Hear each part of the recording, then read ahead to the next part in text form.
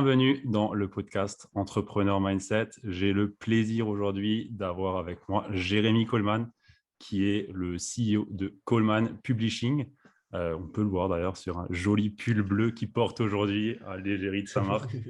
Et déjà, bienvenue Jérémy et merci d'être venu ici. Merci. Comment est-ce que ça va?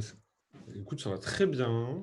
Je rentre de vacances, donc forcément, je suis encore plus fatigué que quand je suis parti, puisque j'étais une semaine à Paris. Et sinon, écoute, ça va bien. Les choses vont plutôt bien. Nickel, parfait. Écoute, on va pouvoir commencer doucement cette Mhm. interview et j'aimerais te demander si tu pouvais te présenter rapidement Ouais, bien sûr. aux personnes qui ne te connaîtraient pas encore. Ok. Je m'appelle Jérémy Coleman, j'ai 33 ans, je suis entrepreneur maintenant depuis une dizaine d'années. Je suis tout un tas de projets, mais il y avait quand même tous comme fil conducteur, moi, le marketing, hein, c'est mon cœur de métier. J'ai fait mes études là-dedans, j'ai un master en stratégie digitale des marques. Alors, c'est très pompeux, hein, c'est de la com digitale, en gros, à savoir comment communiquer sur Internet pour vendre. Concrètement, c'est à peu près ça. Et ça m'a suivi à peu près toute ma vie, sur toutes les boîtes que j'ai pu avoir, sur les projets que j'ai pu avoir. J'ai eu des blogs, je travaillais dans la mode, je travaillais dans la séduction, je travaillais dans le sport. J'ai été freelance, j'ai créé une agence, j'ai travaillé pour des grandes marques à Paris.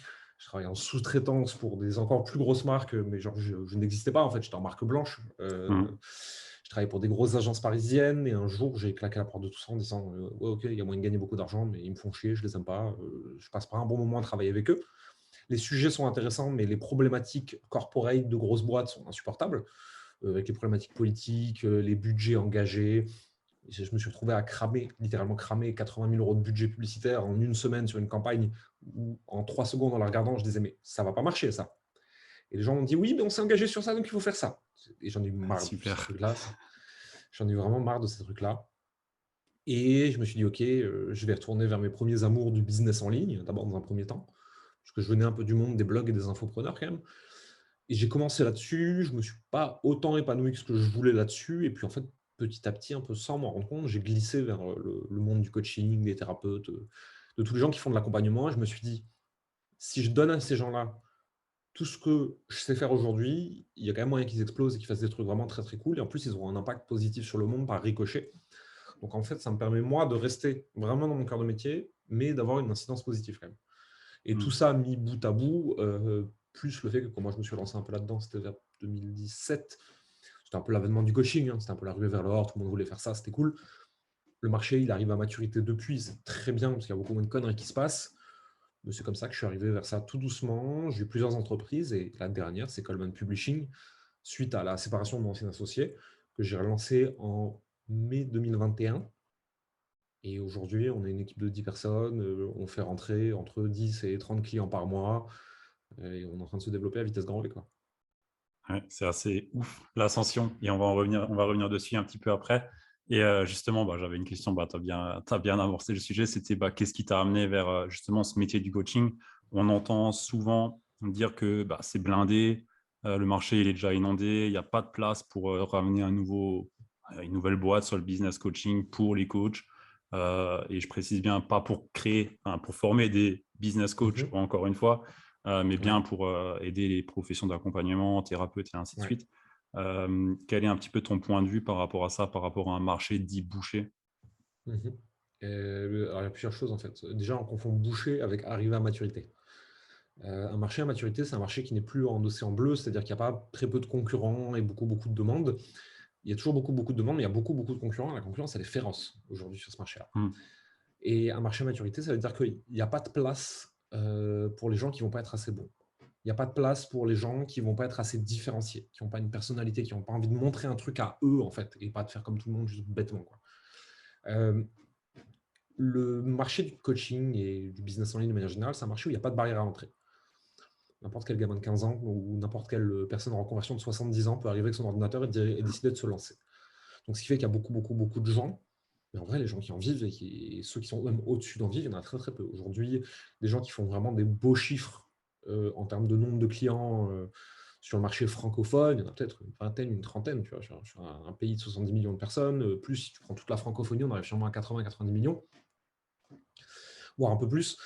Il n'y a pas tant d'acteurs qui performent que ça. Le marché, il n'est pas si bouché que ça.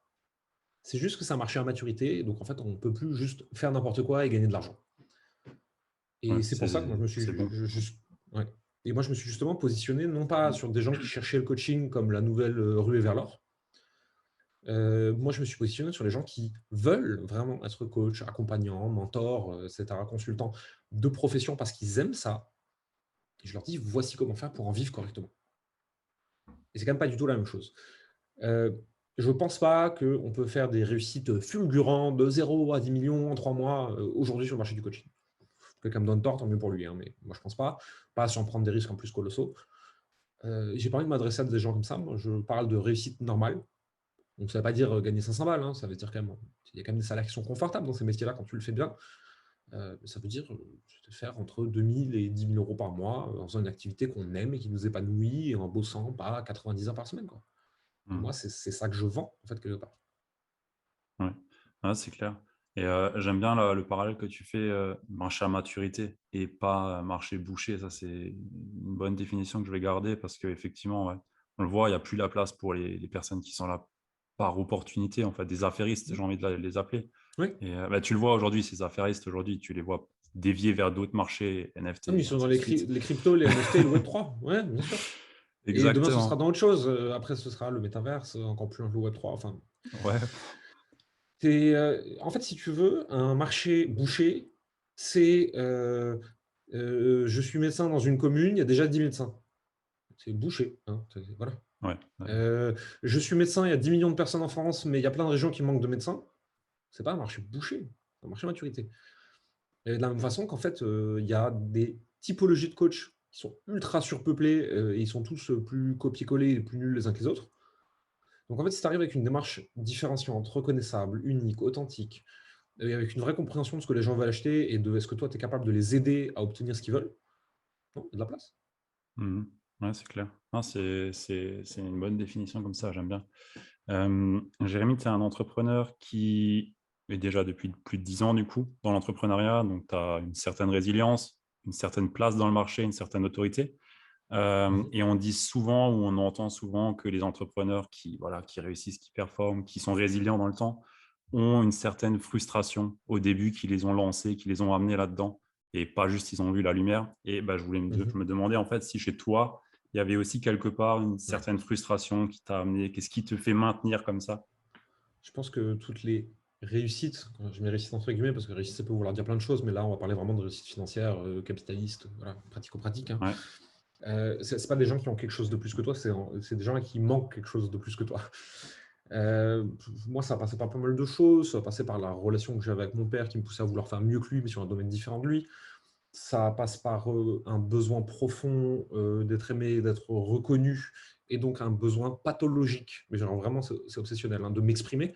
C'est-à-dire que si aujourd'hui je peux créer 10-12 contenus par jour, c'est pas parce que, il faut, c'est parce que j'aime ça. Si je pouvais Ça faire se que ça voit, toute ouais. la journée, moi ça me dirait bien, tu vois? Je me lève le matin, moi je fais 10 contenus tous les matins depuis, 10 ans. Donc forcément je suis bon là-dedans parce que j'en ai fait des milliers, des milliers, des milliers. Mais je pense que moi ce qui m'a drivé, c'est le besoin de reconnaissance, avec Mmh. derrière le besoin d'être aimé et cetera, d'être validé parce que je pense que j'en ai manqué à un moment de ma vie. Le besoin de liberté, liberté financière, parce que je suis enfin on me fait très vite chier, tout me fait très vite chier et j'ai pas du tout envie qu'on me fasse chier, et donc en fait, quand tu as de l'argent, tu peux dire aux gens, «Tu me saoules, casse-toi». Alors tu peux leur dire avec, politesse, amabilité et humilité, mais tu es dépendant de personne. Donc quand quelque chose te gonfle, tu l'enlèves de ta vie, point barre. Mmh. Ça a aussi un pendant qui est pervers, à savoir que tu vas, au fur et à mesure que tu avances, tu vas cultiver de moins en moins de résilience et traîner de plus en plus dans ta zone de confort parce que tu peux payer pour pas en sortir. Il faut faire attention à ça, bien sûr. Mais moi, c'est ça, en fait. C'est le besoin profond d'être aimé et reconnu et derrière, le besoin profond qu'on me foute la paix. Et justement, avec une équipe de 10 personnes, comme tu le dis, est-ce que la liberté, tu arrives toujours à la nourrir comme tu l'entends? Ou est-ce que c'est pas quelque part quelque chose qui est un peu un frein ou Mhm. qui pourrait te déranger? Oui et non. Alors, au tout début, quand tu commences à recruter, tu fais n'importe quoi, tu fais du micromanagement et donc en fait, tu es toujours autant sollicité par tes clients, par ton business et en plus de ça, tu es sollicité par toute ton équipe. C'est un enfer. Et au fur et à mesure, tu apprends en fait à recruter, tu apprends à déléguer, tu apprends à manager et pas à micromanager.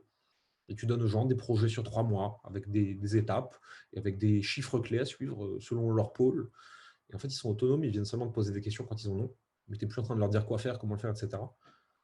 Et derrière, en fait, tu coaches tes équipes à coacher tes clients. Bon, moi, c'est ce qui se passe en tout cas. Et donc, en fait, je ne suis pas tellement dérangé que ça. Je peux, après, ça dépend de comment ta boîte est structurée, comment elle est recrutée, etc. Mhm. Moi, j'ai Xerius, mon bras droit, qui est quand même beaucoup plus dans l'opérationnel que moi. C'est lui qui manage tout l'intérieur de la boîte pour qu'elle fonctionne bien quand même, hein. Moi, je suis avec une démarche plus de recul sur la vision, sur les plus grandes choses et sur les quelques étapes où je suis essentiel. Aujourd'hui, parce qu'on n'a pas encore recruté, parce que je suis encore meilleur là-dessus pour le moment par rapport aux autres, etc. Donc, ça peut aussi évoluer, ça. Je pense que c'est comment tu construis ta boîte et comment tu construis tes équipes et quelle culture d'entreprise tu insuffles, etc. Moi, ils savent qu'ils peuvent me contacter tout le temps, mais qu'ils doivent aussi me dire urgent, pas du tout urgent, très, très urgent. Donc, Ouais. je ne suis pas toujours en réaction au moindre truc. Tu définis bien les règles et tu as un cadre bien imposé avec tes équipes. C'est Ouais. ça, en fait, avec tes équipes comme avec tes clients. En fait, il faut poser un cadre très, très strict sur ce qui est OK, ce qui n'est pas OK, ce que tu veux, ce que tu ne veux pas. Et ça permet aussi aux gens de dire voici le cadre. Moi, j'essaie de donner un cadre assez large et de leur foutre la paix à l'intérieur. Mhm. Donc moi, je ne sais pas quand ils travaillent, la moitié du temps, je ne sais pas ce qu'ils font et je ne leur demande pas. Je ne sais pas quand ils sont off ou pas, la moitié du temps, parce qu'on a des réunions, mais je donne de la liberté à l'intérieur du cadre. Et c'est ce qui me permet, moi aussi, d'en avoir quelque part. Mais je l'ai appris, ça, sur le chemin, hein, je ne le savais pas, hein. Oui, bah, Il y a ouais. encore 8 mois, je ne savais pas ça, hein.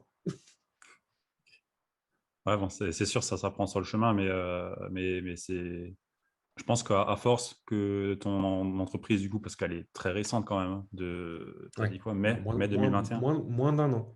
Ouais, c'est ouf. Moins d'un an. Moins C'est d'un ouf. an et plus de 100 clients accompagnés en moins d'un an. Sans compter les offres annexes, les petits produits, les Ouais. one-one, des choses comme ça. Là, c'est vraiment juste sur notre produit principal, une centaine de clients accompagnés sur un an. Enfin, Et, sur 9 mois. et justement, par rapport à ce redémarrage à zéro avec l'ADG, l'Académie des Génies, du coup, qui est ton Mhm. produit phare à l'heure actuelle, et justement, comment est-ce que tu as réussi à ressortir un produit comme ça ou une nouvelle boîte? Enfin, vraiment, tu as réussi à tout reconstruire et tu as réussi à t'asseoir quand même avec une position de leader, j'ai envie de te dire, sur le marché, à concurrencer les plus gros et avec une approche qui est complètement différente. Mhm. Euh, Quel est ton retour d'expérience par rapport à cette construction? Qu'est-ce que tu as eu comme état d'esprit pour relancer ça et avec voilà, qu'est-ce que tu as mis en place pour réussir à relancer ça d'aussi Mhm. aussi fort, j'ai envie de te dire. La première chose, c'est de voir que l'ADG date de juin 2021. Au moment où on enregistre ça, on est fin mars 2022. Donc l'ADG est Ouais. effectivement très récente. Mais les concepts qui sont derrière, c'est des concepts que moi, je popularise et que je véhicule depuis 3 ans, 3-4 ans. Donc déjà, l'idée de fond, la big idea de ce qui est dans l'ADG, elle est pas sortie de nulle part. C'est une maturation de mes propres idées, de mes propres tests, mes propres expériences sur 3-4 ans. Ensuite, derrière, comment relancer de zéro? En fait, si tu veux, je l'avais déjà fait. J'avais Ouais. eu la Meute, j'avais eu le programme Mercure, j'avais eu le programme Gandhi, j'avais eu le programme Business Canapé, j'avais eu plein de programmes. Donc, si tu veux, une fois que tu as fait un truc plusieurs fois, tu sais comment le refaire. Maintenant, effectivement, je partais de zéro. Je suis allé en mode comme public, crash and burn, ça passe ou ça casse. Je vais relancer un programme, voici ce qu'il y aura dedans. Il n'y a rien qui est fait. Vous pouvez rentrer pour la moitié de ce que ça vaut vraiment parce qu'il n'y a rien qui est fait. Je vais le construire avec vous. Je m'attendais à avoir 5-10 personnes et construire le programme autour d'eux. On a été 28 et j'ai failli faire un burn-out. Parce que quand tu as 28 personnes qui arrivent, il n'y a rien qui n'est prêt. Genre, il n'y a pas une minute de vidéo de préparé. Il n'y avait pas C'est un chaud. coach, il n'y avait rien. J'étais seul avec 28 personnes.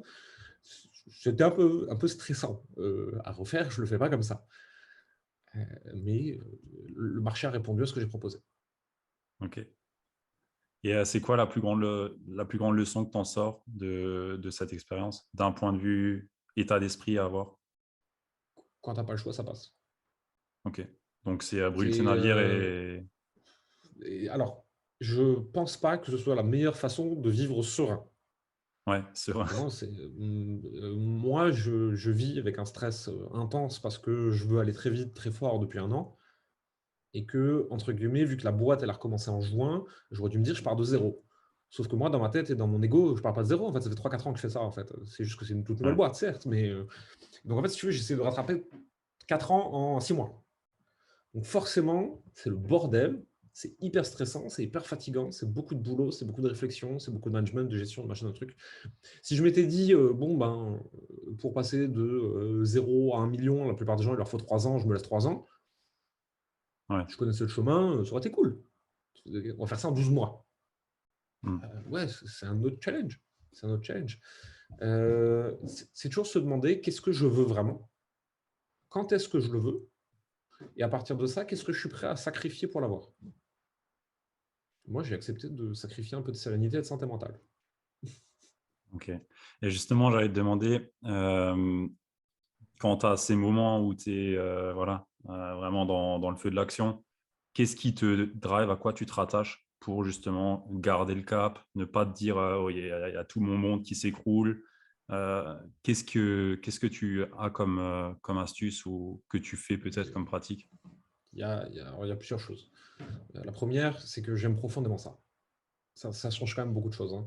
C'est-à-dire que si j'étais pas payé, je le ferais. Ouais. C'est moins dur de le faire tous les jours. Tu vois, j'aime ce que je fais, vraiment. Mm. Derrière, c'est de se dire, c'est normal que ce soit difficile, en fait. Tu sais, il y a beaucoup de gens qui se disent, ouais, c'est horrible, c'est difficile, c'est machin. Oui, enfin, à quel moment tu t'es dit que c'était censé être autrement, en fait? C'est lâcher le ça doit pas. C'est bien, c'est mal, je suis content, je sais pas quoi. Non, les choses sont ce qu'elles sont et puis enfin, tu fais ce que t'en fais. Mais à aucun moment on s'est dit que monter une boîte d'une certaine taille, c'était simple, en fait, hein. Ouais, c'est Tu clair. peux le vivre avec joie, avec plaisir. Ça a rien de simple, ça a rien de facile. Et tous les entrepreneurs de la terre te le diront. C'est souvent le Ouais. bordel, ça part dans tous les sens. C'est ouais, trop bien, on est trop fort, on est les meilleurs. Ah, la boîte elle s'effondre. Ah, on est les meilleurs. Ah, la boîte elle s'effondre. La vie d'une entreprise, c'est ça aussi, tu vois. Et avec le temps, tu corriges des choses. Et donc, en fait, les paliers, ils augmentent et les cassages de gueule, ils sont moins violents et les peurs, elles sont moins fortes, etc. Et encore aujourd'hui, nous, on a des périodes de peur, etc. Parce qu'on a une grosse structure qu'on a voulu staffer très, très vite. Qu'on a staffé pour la croissance. Et bah, sujet de la croissance, elle aille un peu moins vite que prévu. Et tout de suite, la balance, elle est un peu casse-gueule parce que on dépense beaucoup d'argent tous les mois pour se maintenir, en fait, juste simplement, sans même parler de croissance. Ouais. Et en fait, derrière, il y a ce truc de ouais, mais au pire, quoi? Ouais, c'est vrai. Euh, la boîte s'effondre, je me bats comme un chien pour replacer toute mon équipe quelque part. Je me bats 3 mois de plus pour délivrer de toute façon ce que j'ai vendu, quoi qu'il arrive. Donc ça veut dire que j'ai 3 à 6 mois de galère qui vont être chiants. Ensuite, derrière, en fait, avec ma notoriété, mes compétences, mon truc, soit je vais travailler pour quelqu'un, soit je reprends 3 4 clients one-one, je me fais 100 cas par an en travaillant 10 heures par semaine, quoi. Mhm. C'est au pire rien, en fait. Puis au pire, je vais faire autre chose, en fait. Une capacité d'apprentissage, au pire, j'en prends un autre. Enfin, tu vois, au pire, rien. Au pire, juste mon ego de moi, Jérémy, qui trouve qu'il est intelligent, il est blessé parce que ben, il a vu les autres qui ont réussi et pas lui. Au pire, ça, quoi. Et c'est déjà très désagréable, hein. Mais au pire, rien. Ouais. Ouais, c'est une façon de voir les choses qui, ben voilà, ouais, tout est neutre et dans tous les cas, tu as du challenge, tu as du support.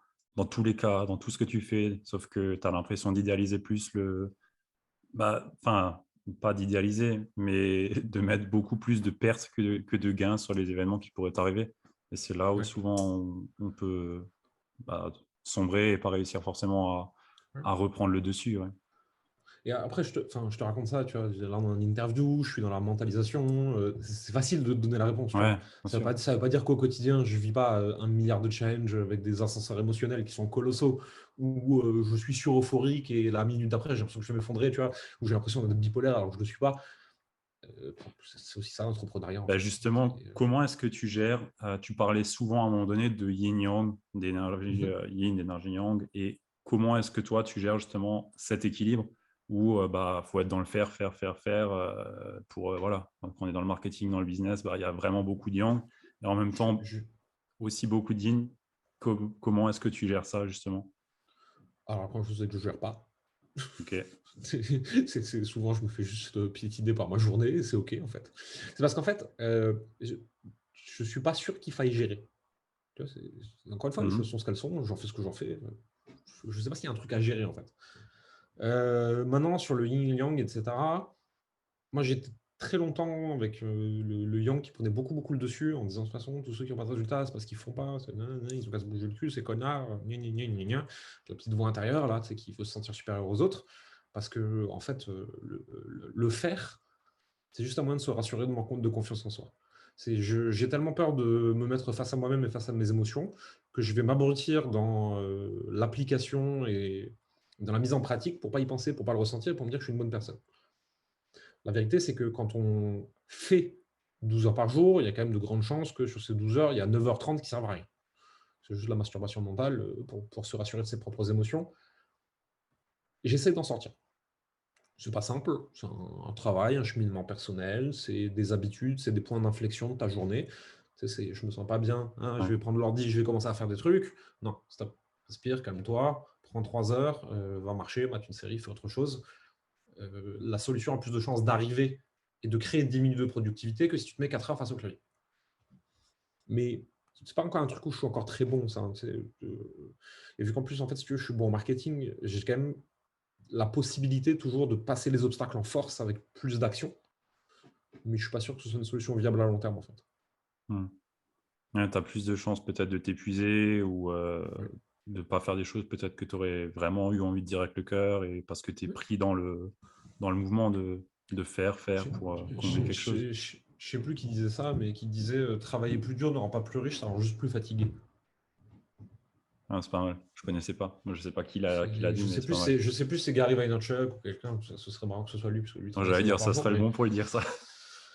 ouais, mais encore une fois, tu vois, lui, pareil, il le dit, je suis pas accroché à mon identité d'entrepreneur, l'argent, foncièrement, je m'en fous. Moi, pourquoi je suis heureux? C'est parce que de un, j'aime ce que je fais, de deux, tous les matins, je me lève en me disant que ma famille pourrait mourir et que ce qui compte, c'est eux. Et que tout le reste n'a pas de sens. Et moi, j'ai des pense-bêtes sous forme de pièces avec des trucs écrits dessus, que j'ai un peu partout semés dans l'appartement, avec Memento Mori. Souviens-toi Mhm. qu'un jour, un jour, tu vas mourir. Je l'ai Avec au-dessus de moi, le calendrier. avec Somum Bonum, donc se souvenir de toujours faire la chose juste. Et j'en ai une troisième, je ne sais plus exactement ce que c'est, j'ai oublié. Mais j'ai des trucs comme ça qui me rappellent toujours que voilà, tu n'es pas chirurgien cardiaque, détends-toi. Ouais. Ouais, c'est une bonne façon de voir les choses aussi, de relativiser et de prendre du recul, justement. Et justement, ça fait une bonne intro avec la question que j'avais. Je te connais depuis allez, un peu plus de 3 ans, j'ai envie de dire. Et il y a 3 ans, c'est pas du tout le même Jérémy que j'aurais eu en face de moi. Et Ah non, ça c'est sûr. j'ai envie de te demander qu'est-ce qui a changé entre les deux. Parce que le Jérémy que je connaissais il y a 3 ans, il était beaucoup plus répulsif dans Ouais, sa façon de communiquer, dans son marketing. Alors qu'aujourd'hui, c'est un Jérémy qui est beaucoup plus dans le cœur pour moi, ouais, de mon point de vue. j'essaye, Euh, j'essaye. En tout cas, je te le dis, de mon point de vue, ça l'est. Donc, qu'est-ce qui a changé entre les deux? Qu'est-ce qu'il y a eu entre ces deux phases? Je pense que j'essaie de me protéger quelque part. Tu vois, je me sentais sûrement tellement dans un syndrome de l'imposteur, dans des difficultés, dans il faut vendre, il faut ci, il faut ça. Et puis, ben, j'apprenais encore le marketing, le copywriting et toutes ces choses-là. Et ben, quand tu apprends de nouvelles choses, en fait, si tu veux, tu bois les paroles, tu découvres les règles, tu les intègres, tu les appliques. Puis arrive un moment, tu te rends compte qu'elles ne te conviennent pas, donc tu les restes de côté. Aujourd'hui, j'ai plus envie de faire du marketing répulsif de connard. Mon marketing répulsif, c'est juste, c'est pour toi, si. Oui. Et si tu rentres pas dans cette case, ça ne veut pas dire que tu es une merde, ça veut juste dire que ce que je fais n'est pas pour toi. Et je t'aime et je te souhaite beaucoup de bonheur. Mais juste, moi, j'ai pas envie d'essayer de t'aider parce que c'est pas mon rôle. Mhm. Alors qu'avant, j'aurais tendance à dire, si tu n'es pas prêt à faire ça, c'est même pas la peine de venir me parler, j'ai pas de temps pour les gens comme toi. Le Jérémy d'il y a 3 ans, j'ai envie de lui dire, mais putain, pour qui tu te prends, quoi? Comment tu parles aux gens? T'as rien fait, ces gens-là, arrête de leur gueuler dessus. Mais c'était une part de moi-même que je n'acceptais pas, tu vois. Enfin, si tu veux, je le rejetais sur les autres, mais en fait, c'était une part de moi qui n'était pas acceptée. C'est une part de moi qui aussi avait envie d'être dans l'in, de faire de la méditation, de chanter des chansons, tu vois. Enfin, je caricature un peu exprès là, Ouais, bien mais sûr. Ouais. c'est toute la part énergétique et plus in de moi que j'avais envie de rejeter parce que j'étais entouré de gens qui rejetaient cette part-là, parce que professionnellement, ça me réussissait de faire ça comme ça à cette époque-là, mais je sentais bien qu'il y avait un truc, tu vois. D'un côté, je disais aux gens, bouge-toi le cul, espèce de con, sinon t'es une merde, t'es pas prêt à être entrepreneur, tu vas pas gagner d'argent, nanana. Et puis de toute façon, moi, si tu me donnes pas au moins 55 000 euros, de toute façon, je travaille pas avec toi, j'ai pas que ça à foutre. Et derrière, en fait, j'avais l'autre moitié de mes amis qui faisaient du travail énergétique et des choses comme ça, tu vois, et qui acceptaient une puissance qui les dépasse, tu vois. Donc, il y avait une dissonance, en fait, en moi. Ouais, Et elle s'exprimait avec violence. Je pense que c'était plus l'expression de la peur et du manque d'amour de soi qu'autre chose. ok, Et puis ça, ça évolue en fait, avec le travail thérapeutique, avec le bien travail sûr. de coaching, aujourd'hui, je suis beaucoup soutenu, écouté, épaulé et challengé positivement par beaucoup de gens de mon entourage proche, ce qui me permet aussi de grandir en tant qu'humain. Mhm. Ok, super. Voilà, merci pour ta réponse. Et justement, par rapport à, enfin, c'est pas justement, mais par rapport à l'alignement qu'on entend souvent chez les entrepreneurs. D'ailleurs, tu as écrit un super livre sur le sujet qui s'appelle Alignement de mémoire. Mm. Euh, Tous les combien de temps est-ce que tu fais un exercice comme ça où tu revois un petit peu, j'ai envie de te dire, bah, ton socle ou ta base de ta partie identitaire et ta vision de voilà, tes valeurs, est-ce qu'elles ont bougé, comment tu les nourris, est-ce que tu fais déjà ce travail? Bon, j'imagine la réponse, mais est-ce que déjà tu fais ce travail et tous les combien de temps est-ce que tu le refais ou tu repasses dessus? Mhm. Alors, moi, je lis beaucoup. En fait, j'alterne entre des livres purement business marketing, des bios de gens célèbres, etc., et des livres vraiment purement développement personnel et spirituel. À chaque fois que je lis un livre comme ça me pousse à m'interroger sur où j'en suis. Ok, Mais en dehors de ça, aujourd'hui, et ça, je ne le pensais pas forcément il y a quelques années, tu vois, c'est assez récent, c'est peut-être même de quelques mois, tu vois. L'identité est définie par l'ego. L'ego, c'est je, c'est moi, la séparation de moi et le reste, hein, etc. C'est ni bien ni mal, c'est là, ça a une ouais, raison d'exister. Et l'identité et l'ego, c'est un truc qui fluctue. Ce que j'étais persuadé d'être il y a 6 mois, il y a 1 an, il y a 10 ans, n'est plus Jérémy d'aujourd'hui. hmm, Donc à partir du moment où tu intègres ça au niveau émotionnel, parce que tu l'as vécu à de nombreuses reprises, tu es capable, même si c'est dur, hein, chaque fois que tu as une phrase, une pensée, une croyance, quelque chose qui vient de l'ego et de l'identité, tu es capable de dire, attends, là je le dis parce qu'à un moment de ma vie, ça m'a servi de croire ça. Mais c'est pas pour autant que c'est une vérité absolue, parce que la vie m'a prouvé que tout ce que j'ai cru à un moment n'était pas forcément des vérités. Donc, est-ce que ça me sert toujours? Et pourquoi c'est là? Qu'est-ce que ça vient m'apprendre, tu vois? Je vais donner un exemple purement marketing. Il ouais, y a encore 1 an de ça, j'étais en mode vendre au téléphone, c'est mal. De toute façon, les vendeurs, c'est tous des connards. Moi, je fais des MP de gentil monsieur. Alors, ça a placé une dichotomie. Moi, je suis gentil, les autres sont méchants. Si les autres ont plus de résultats que moi, c'est parce qu'ils sont méchants, blablabla. Bla, bla. Mais derrière, en fait, c'était juste aussi un moyen d'attirer à moi des gens comme moi, plus introvertis, pour que moi, je n'ai pas à faire ce truc-là qui était difficile pour moi, qui était le téléphone. ouais, Et j'ai beaucoup pesté publiquement en les accusant de tous les maux de la terre sur beaucoup de leaders du marché francophone. Aujourd'hui, 95%, je suis pote avec eux et on va bouffer, boire des coups ensemble, etc. Et je crois que le gros du déclic, c'est passé il y a 6 mois, un truc comme ça. Je suis en train de bouffer à Paris avec Julien Musi, que tout le monde connaît sur le marché français, hein, mhm, un programme de coaching qui est très connu, etc. Puis on discute de tout, de rien, etc. Et puis on parle un peu de business et tout. Et il me dit, vous faites toujours pas d'appel? Je fais, ah non, j'aime pas ça. Genre vraiment, je fais, ah, j'aime pas ça. Et là, il me regarde, mais avec tout le naturel du monde, il me fait, mais c'est pas à toi de les faire. Et là, tu sais, il y a un petit truc qui fait, boum. Et tu sais, vraiment, tu sais, j'étais tellement en fait dans un business qu'on appelle lifestyle business à taille humaine pendant très très longtemps, ouais, qu'effectivement, ben, si j'avais voulu faire des appels, il fallait que ce soit moi qui les fasse.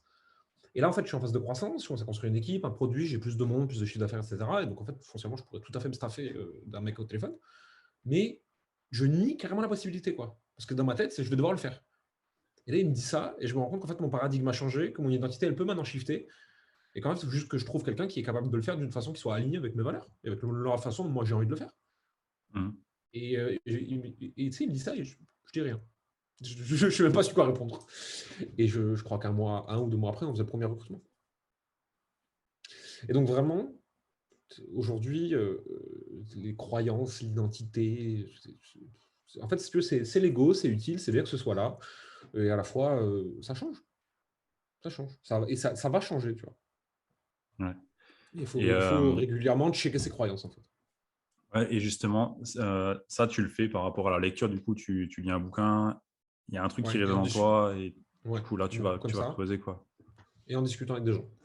En Ok. discutant avec les gens de mon équipe, en discutant avec ma femme, en discutant avec des coachs, en discutant avec d'autres entrepreneurs. À chaque fois qu'ils disent un truc qui me trigger sur quelque chose, Ouais. je me dis, ah, ça me trigger, c'est parce que j'ai la croyance profonde que je ne suis pas d'accord avec eux. En quoi ça me sert, à quoi ça me dessert cette croyance? Et est-ce qu'elle mériterait d'être réétudiée? Est-ce que peut-être qu'il faudrait que j'aille regarder si ma croyance actuelle ne me dessert pas? Il n'y a pas de croyance vraie ou fausse, hein. Une croyance qui te sert ou te dessert. Et une croyance qui te sert à un moment peut te desservir à un autre, en fait. Et donc, c'est comme ça que je fais évoluer mon système de croyance et ma notion d'identité de qu'est-ce qu'est Jérémy, en fait. Ok. On voit beaucoup de personnes qui sont justement en manque de connaissance de cette identité. Du moins, moi, je le vois beaucoup chez mes clients, Mhm. que cette partie identitaire est bien souvent pas connue réellement des personnes, tout simplement. Elles se lancent dans le business et elles ne connaissent pas forcément leurs valeurs, leur vision, leur mission. Ils n'ont pas forcément mis de conscience sur tout ça et ils passent directement à voilà, créer une offre et ainsi de suite. Et sauf qu'à un moment donné, ils ne se sentent pas alignés du tout. Qu'est-ce que tu recommanderais, toi? Est-ce que tu penses qu'il est nécessaire, de ton point de vue, de travailler cette partie identitaire en amont, ou de ton point de vue, on peut directement y aller, feu, et Euh, se lancer? Ou est-ce que il c'est faut la tout travailler. simplement quelque chose qui est en train d'arriver et c'est justement un petit peu une rotation qu'on voit s'opérer un peu Ouais. aujourd'hui? Je pense qu'il faut la travailler. Et je pense que si tu te dis, d'abord, je vais faire tout ça, et seulement après, je lance quelque chose, potentiellement, tu lances jamais rien. Hmm. Pour moi, il faut faire les deux en parallèle, en fait. C'est-à-dire que la réflexion sur soi ne doit pas empêcher l'action, et l'action ne doit pas empêcher et cacher la réflexion sur soi. Puisque, de toute façon, on est sur la pyramide de Dilt, si je ne dis pas de bêtises, Ouais. où c'est qui je suis qui détermine ce que je crois, qui détermine ce que je fais, qui détermine ce que Hmm. j'ai. Donc, de toute façon, ce que je suis capable d'avoir et de faire est déterminé par qui je suis et ce que je crois. Donc, si tu ne travailles pas sur qui je suis et ce que je crois, en fait, tu es capable de faire toujours la même chose et d'avoir toujours la même chose. Tu ne peux pas changer. Alors, si ce que tu as te convient, très bien, tu peux rester keblo sur ton identité que tu as définie toute ta vie, je suis heureux comme ça, je m'en fous, en fait, hein. Mais à un moment, si tu veux quelque chose que tu n'as jamais eu, il faut faire ce que tu n'as pas jamais fait. Donc, il faut être capable d'accepter ce que tu n'as jamais accepté. Et donc, c'est pour ça qu'il faut peut-être shifter ton identité. Ce que tu définis comme je suis.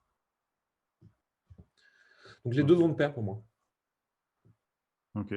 Ouais, c'est une bonne réponse. Euh, Moi, je sais que c'est un travail que je fais en amont directement. On passe une demi-journée à Mhm. travailler dessus. Et après, au fil du temps, il y a encore d'autres questions qui vont revenir. Les gens ils travaillent encore dessus. Mais c'est quelque chose que je prends à part, vraiment à part. Et après, on travaille la partie vraiment plus marketing, plus opérationnel. Ouais, mais pour moi, tu le fais en même temps. Tu vois. C'est quand je Ouais, dis il faut travailler les deux en parallèle, tu peux travailler sur l'identité, les croyances, la vision, le pourquoi, tes valeurs, etc. Si 3 jours après, tu es en train de passer à l'action, pour moi, tu as fait les deux en même temps. ouais, ouais, Ce bien que sûr. j'ai beaucoup vu, par contre, c'est des gens qui restent bloqués 1, 2, 3 ans sur leur Ouais, système de valeurs et leur vision et leur mission et qui ne passent pas à l'action. ah Mais il y oui, a un là, moment, c'est en fait, chaud. Ouais. c'est en faisant les choses que tu vas apprendre, que tu vas comprendre, et que tu vas avoir des déclics, et que tu vas permettre de progresser, etc. Si tu ne te confrontes jamais à la réalité de ce qu'il y a devant toi, c'est bien, tu as un mois en train de réfléchir dans un tour, ça ne sert pas à grand-chose. Ouais, ça, on est d'accord. C'est justement mes maîtres qui disent c'est dans l'action que se trouvent les solutions. Non. Mais ouais, ouais, et à chaque fois, à chaque Ouais. fois. Parce que tant qu'on n'est pas passé à l'action, on a des suppositions. Hmm. Si le business m'a bien pris un truc, c'est que 90% du temps, j'ai tort, hein. Et t'en as fait des choses, donc on peut retenir ça. Ouais, ouais, ouais, non, mais vraiment, vraiment, si tu prends les 10 dernières années, tu as 90% au moins, si c'est pas plus, de ce que j'ai fait qui était nul. Alors, plus ou moins nul selon l'échelle, selon plein de choses, hein. Mhm. Mais 90%, 95% qui étaient bons à acheter ou qui étaient faux. Et, en fait c'est ça, tu vois, les gens me disent ouais, t'es trop fort en marketing. Non, non, je ne suis pas meilleur que les autres en fait. J'ai fait beaucoup plus que toi et j'ai fait beaucoup, beaucoup, beaucoup plus d'erreurs que les autres. Et Ouais, sur un ça, laps ça de temps fait très tout. court. Et Ça sur fait un la laps de temps diff. très court. Donc j'ai appris énormément. Mhm. Mhm. Ouais, Et je c'est vrai. continue à me former, je continue de réfléchir, je continue de progresser. Encore actuellement, j'avale 2 bouquins par semaine. Plus des vidéos YouTube d'interviews qui m'intéressent, plus des podcasts, plus l'application quotidienne. Ouais, ça vient pas de nulle part. Il n'y a pas de hasard de toute façon. Non, on peut en vivre de cette activité sans s'arracher la gueule. Moi, je connais personne, encore une fois, tu vois, là, pareil, c'est une croyance. C'est une croyance à travers l'identité de Jérémy qui travaille dur. Donc, ça aussi, on pourrait le remettre en question un jour, hein. Il n'y a pas de problème avec Mhm. ça. Mais moi, de ce que j'ai pu observer aujourd'hui dans ma sphère de vie, j'ai vu personne qui n'avait pas cette obsession faire des gros, gros chiffres. Voilà. Oui, Et chacun a sa ouais. façon d'être obsédé, hein. Moi, je connais qui sont obsédés de la progression de soi, d'autres qui sont obsédés du marketing, d'autres qui sont obsédés du management. Enfin, mais il y a un moment, il y a une obsession quelque part et le fait d'en faire beaucoup plus que la moyenne. Mhm. Intéressant. Ok, je retiens bien ça. Je retiens bien ça pour ma suite. Aujourd'hui, avec Coleman Publishing, quelle est la vision que vous avez? Jusqu'où est-ce que tu veux l'amener, cette entreprise, et comment est-ce que tu vois le futur du marché du coaching comme il est Mhm. enfin, ouais, comment tu vois le futur du marché du coaching? Alors, le futur du marché du coaching, alors, il y a deux choses. Tu peux regarder aux États-Unis ce qu'il est, ça te donne un bon ton de ce qui va se passer en Europe ensuite. Par contre, la France est un peu particulière. Moi, je pense qu'à un moment ou à un autre, ça va être régulé. Ça commence tout doucement à arriver. On a les institutions anti-fraude, anti-machin truc, qui commencent à s'intéresser à nos métiers. Il y a eu le CPF, les dérives du CPF, et donc l'administration qui commence à s'intéresser à nos métiers. Il y a plein de choses, tu vois. Il y a des reportages sur YouTube qui expliquent qu'on est des scams et des escroqueries toutes les 5 secondes. Bon, bref. Le grand public commence à découvrir qu'on existe, en fait, hein. Finalement, on n'est plus un microcosme. Donc, pour moi, ça va juste se réguler. Ça va pousser les gens à faire toujours plus les bonnes choses, toujours plus légalement, toujours plus proprement. Et tu ne pourras plus faire de la vente sous pression psychologique au téléphone en ayant une société à Hong Kong d'ici 6, 12, 18 mois. Déjà, aujourd'hui, c'est légal, hein, mais ça peut passer entre les mailles du filet, ça ne sera plus le cas dans le futur. Donc, bon, pour moi, le marché du coaching va aller vers ceux qui veulent faire les choses bien, proprement, dans le cadre de la loi et de l'éthique et de la morale, telle qu'elle est entendue dans les valeurs françaises. Ça va aller vers ça. La vision de Common Publishing là-dedans, alors déjà, moi, mon ambition est foncièrement sans limite, mais il y a des no-go pour moi, il y a des red flags. C'est-à-dire qu'il faut que ça reste intéressant et amusant, ou enfin, une grosse partie du temps. Il faut que ça reste lucratif. Et il est absolument hors de question que ça mette en danger ma vie personnelle, ma vie de famille, mes amis proches, ma femme, etc. Dans notre relation. Que ça dégrade nos relations. Si c'est pour devenir ces milliardaires tout seul, ça ne m'intéresse pas. Ouais. Maintenant, je ne pense pas qu'on devienne milliardaire par accident. Je pense que c'est une volonté profonde d'aller sur un marché assez gros et de faire ce qu'il faut. Je peux changer d'avis, mais je ne suis pas sûr de vouloir aller là. Je ne suis pas très sûr d'avoir envie de payer le prix qu'ils en payent. Et ils en payent un prix. Maintenant, foncièrement, est-ce que notre entreprise va s'arrêter à 1 million, 10 millions, 100 millions? Je n'en sais rien, en fait. Je vais aller jusqu'où là où c'est marrant, en fait. Et si Ok. c'est marrant assez longtemps, j'irai sûrement très loin. Maintenant, juste, je pense que le plafond d'une entreprise comme ça, admettons, même si je me projette à 40 ans, tu vois, je pense que le plafond, il va être autour de 100 millions parce que je pense, et encore une fois, croyance, identité, tu vois. Mais aujourd'hui, j'ai la croyance que pour être au-delà de 100 millions, il faut vraiment faire des gros, gros, gros sacrifices que je suis de toute façon pas prêt à faire. Voilà. Et où est-ce qu'on va emmener quand même publishing avec ça? C'est encore en cours de réflexion interne. On a deux, trois chemins possibles, hein. Après, les chemins des entreprises comme la nôtre, c'est toujours les mêmes, hein. C'est soit avoir des produits de plus en plus hauts, soit avoir des Ouais. produits complémentaires, soit ouvrir une autre cible. Hmm. Et Et c'est un des aujourd'hui, trois vous qui n'avez va se pas passer. encore fait.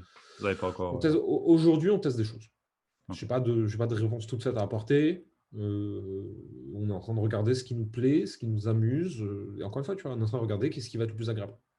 Et qu'est-ce qui Hmm. va nous plaire le plus et nous permettre d'avoir la plus grande contribution. En conséquence de cette plus grande contribution, d'avoir le plus d'argent, donc de pouvoir faire des choses encore plus cool avec, et ainsi de suite. Tu vois. Ok. J'ai pas de réponse toute faite parce que en vrai, c'est quoi? J'en sais rien. Et franchement, j'ai pas besoin de savoir, tu vois. J'ai une vision théorique de l'entreprise, tu vois, mais elle peut tellement changer sur le chemin que je sais comment amener ce genre de boîte à 10 millions, tu vois. Je sais faire. Enfin, je sais la théorie, j'ai jamais fait. Ouais. Ouais. Et donc, je vais aller en direction de cette théorie, je vais regarder ce qui se passe sur le chemin. Et j'y vais, si tu veux, avec une âme d'enfant, en fait. Ah tiens, ça je découvre, j'ai jamais fait. Ok, je pense que c'est ça. Ah non, merde, c'était pas ça. Ok, on va essayer à côté. Tu vois, c'est un jeu. J'aime bien cette façon de le voir comme un jeu et pas justement bah, quand tu dis: «Ouais, on va aller vers les 10 000 000», ou enfin, voilà, je dis ça maintenant, mais on va aller vers les 10 000 000, beaucoup de personnes s'imaginent, OK, ça va plus du tout être un jeu là, maintenant on est dans le dur, on est dans le vrai, maintenant c'est des affaires, c'est vraiment le vrai et le fait que tu l'amènes C'est... comme un jeu, T'as, je trouve que c'est une bonne t'as- approche. t'as des gens sérieux dans ton équipe, parce qu'il y a un moment, pour arriver à cette taille Oui. d'entreprise, il faut des gens sérieux. Ça ne veut pas dire que toi, en tant que dirigeant, tu dois être le plus sérieux de tous, hein. Mmh. En général, au contraire. Tu dois être celui qui est un peu foufou et qui amène 100 idées aux gens sérieux, et sur les 100 idées, les gens sérieux ils en gardent 3 et ils les déploient. Moi, j'ai des gens très, très, très sérieux sur toutes les parties juridiques, comptables, administratifs. Mes coachs aiment profondément coacher, mais ce n'est pas des foufous qui partent dans tous les sens comme moi, et heureusement, sinon les clients pèteraient un plomb. Xerius, mon bras droit, quand j'arrive toutes les 3 secondes avec une nouvelle idée, il me dit calme-toi. Je garde ton idée, elle est bien, mais calme-toi, redescends un peu, etc. Tu vois, c'est justement parce que j'ai des gens carrés que moi, je peux être complètement toc-toc. Je Mmh. peux sautiller partout et faire n'importe quoi, tu vois. OK. Et après, juste en fait accepter un truc très bête, hein, c'est que la plupart des entrepreneurs que tout le monde admire, ils n'ont aucune idée de ce qu'ils font. C'est-à-dire comme toi, tu as l'impression d'être complètement dépassé par ce qui est en train de se passer à 1000, 2000, 5000, 10 000, que moi j'ai l'impression d'être complètement dépassé, qui est en train de se passer autour d'un million. Il y a des gens qui sont complètement dépassés à 10 millions. OK. Donc on est tous dans le même bateau au final. Ouais, ouais, ouais, c'est juste pas les mêmes chiffres et donc pas les mêmes enjeux et peut-être pas la Ouais. même pression, tu vois, mais je ne pense pas qu'il y en ait qui... Si celui qui en est à sa 10e boîte monté à 10 millions, ouais, d'accord, lui, c'est ce qu'il fait. Ah, lui, il est serein. Moi, je sais pas ce que je fais. C'est pour ça que c'est pour ça que je suis entouré aussi, tu vois. Mmh. C'est parce que moi, j'ai une vision, j'ai une énergie, j'ai une émotion, je sais ce que je veux pour le marché, j'ai une intuition sur où il peut aller, et je me dis, moi, je vais là. Et je trouve des gens qui rendent ça possible. Et moi, en vrai, à part donner une impulsion et une vision, et dire, moi, je veux aller là, et en donner les moyens en créant une équipe, en fédérant des clients, etc., je fais ce que je peux, quoi. Et il y a des jours où j'ai l'impression d'être Bernard Arnault, et il y a des jours où je suis en slip et en claquette dans mon lit, et je me dis, putain, et moi, j'ai une entreprise de cette taille-là, putain, ils sont pas dans la merde. J'imagine bien. C'est fluctuant. C'est ouais, c'est la vie d'un entrepreneur, c'est la vie d'une personne qui Ouais. a un projet à gérer de telle taille et il y a des personnes derrière, donc forcément, à un moment donné, tu peux pas non plus être, le mec qui est tout le temps serein, droit dans ses bottes à 1000 et qui à aucun moment ne doute de quoi que ce soit, c'est pas possible. Mhm. À un moment donné, on est Ce- humain. ce- Mais ce qu'on dit pas assez, par contre, c'est que quand tu commences à jouer avec des plus gros chiffres, tu dois te poser d'autres questions. Mmh. Qu'est-ce que je fais de cet argent? Comment je le sécurise? Est-ce que je l'investis? Est-ce que je garde en perso? Qu'est-ce que je mets en pro? Quel type de société je monte? Quelle fiscalité je vais avoir? Plus d'argent, même plus de problèmes. Mmh. C'est des problèmes intéressants, hein. Moi, je les trouve Plus de très intéressants. possibilités Mais aussi, mais surtout plus de questions et plus de problèmes derrière, ouais. le truc, en fait, on se rend pas compte. Tout le monde dit, moi, je veux faire 100K, moi, je veux faire ci, moi, je veux faire ça, etc. Mais en fait, quand tu te retrouves avec 100K sur ton compte, tu es là, qu'est-ce que j'en fais? Ouais. Qu'est-ce que je fais avec? Parce que ton train de vie n'a pas augmenté, hein. Mmh. Qu'est-ce que je fais avec tout cet argent? Tu as peur? Personne ne m'a expliqué comment je. Et moi, quand j'ai commencé à avoir de l'argent, j'ai commencé à poser des questions à tous les gens que je rencontrais qui en avaient un peu. Je fais, et toi, tu le mettrais où? Sur Tu ferais quoi? mmh. Et j'ai fait une moyenne de toutes ces réponses et j'ai décidé laquelle était la bonne pour moi, tu vois. Mmh. Ouais, bah, ça c'est sûr, c'est chacun après par rapport à ça, c'est encore un autre domaine, carrément un autre domaine, mais chacun voit les investissements comme il les entend et il y a des profils après Ouais. derrière Et chaque c'est pour ça que personne. j'en ai fait c'est pour ça que j'en ai fait un podcast, pour parler Ouais, d'argent. Mais en vrai, un très moi bon j'ai envie de podcast raconter. d'ailleurs. Merci. Moi j'ai envie de raconter des trucs. Donc ça, c'est les épisodes où je suis tout seul où je raconte mes trucs. Ouais. Et en fait, finalement, en fait, je raconte juste mes prises de conscience, hein, c'est rien de plus, hein. Mmh. Et derrière, je fais venir des invités, mais je le fais pour moi. Et je me dis, bon, moi, ça me sert à moi, ça sert à d'autres gens. Ouais. Mais en vrai, je fais venir des gens très très intelligents et je leur dis, et toi, comment tu fais? Mais c'est vrai que c'est ouf. Le dernier que j'ai écouté, je crois que c'était Anthony Morand, Mhm. ou Margot. Non, Anthony ou Margot, je sais plus. J'ai pas écouté les derniers que tu as sortis là, mais c'est vrai que en fonction de la personne, on peut se dire ouais, bah, elle est vachement sereine par rapport à l'argent, elle a un succès de dingue. Et en fait, on se rend compte, à travers d'interviews comme ça, qu'en fait, non, ils ont les mêmes questions que nous, ils ont les mêmes prises de conscience. Enfin, ça roule pas C'est, autant c'est- qu'on peut s'imaginer en fait. Mais non, mais ça roule jamais, c'est des conneries, ça. Ça, tu te dis, c'est parce qu'en fait, tu te dis, là, ça va pas, mais j'accepte que ça va pas parce qu'une fois que je serai là, ça ira. Non, ça ira pas mieux. Le ça va, c'est un truc qui se construit, qui se travaille au quotidien. Ça ira jamais mieux après. Je ne sais plus qui disait ça, mais c'est une situation qui est connue, c'est parce que ça vient de Neil Strauss, qui a écrit plein de bouquins, Ouais, etc. Et qui parle de ça dans une interview avec je ne sais plus quel mec connu, je me souviens plus. Et il y en a un qui demande à l'autre, alors ça fait quoi d'être riche, célèbre, machin et tout. Il fait, tu sais quoi, en haut de la montagne du succès, il n'y a que toi et tous les efforts que tu as fait pour en arriver là. mm, Il n'y a rien après. Et ce qui se passe, en fait, c'est que tu te bats comme un chien pour arriver en haut de la montagne, tu arrives en haut de la montagne, tu es content une minute, tu es bon, on se fait chier, il n'y a rien, il fait froid, bon, ben, et en fait, juste tu redescends de ta montagne avec tout ce que tu as appris sur le chemin pour y monter. Mais le fait d'être en haut, ça ne sert à rien en fait. mm. C'est le chemin qui compte parce que c'est là que tu apprends des choses.